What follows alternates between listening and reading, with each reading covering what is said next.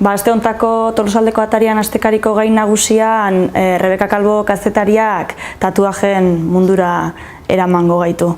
Eta bestetik, Imanol García Landak Udaberri dantza taldeko kideekin egonda, hauek 60. urte hurrena ospatzen ari dira, eta urteko azken ekitaldira iritsi dira, eta beraien ondare, jantzi tradizional horien ondare guztia aterako dute desfile baten aurkezteko zerkausian, urriaren 7an, eta horren gaineko erreportajea egin du. Eguneko albisteez gain, berriz bueltan da Josu López Gazpio, bere kimikako txokoarekin, eta Tolomendik ere bere atala izango du, eta iritzi emaile lanetan berriz, Jonea Monarriz, Mireia Garaiburu, eta Jose Agustin Arrieta ariko zaizkigu, eta aste honetako bertsoa berriz Adur Gorosti bota digu.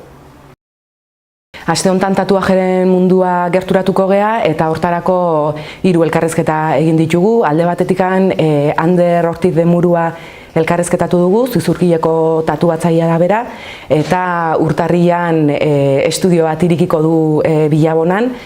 Bestetik, Tolosako Tatu Lasmi estudioko Ruben Suarez elkarrezketatu dugu, eta bukatzeko Donostian Gros auzoan tatuajeak kentzeko dagoen zentro batetako arduradunarekin ere hitz egin dugu, Ana Hernandez, eta berak eman dizkigu tatuajeak kentzeko laserraren inguruko xehetasunak.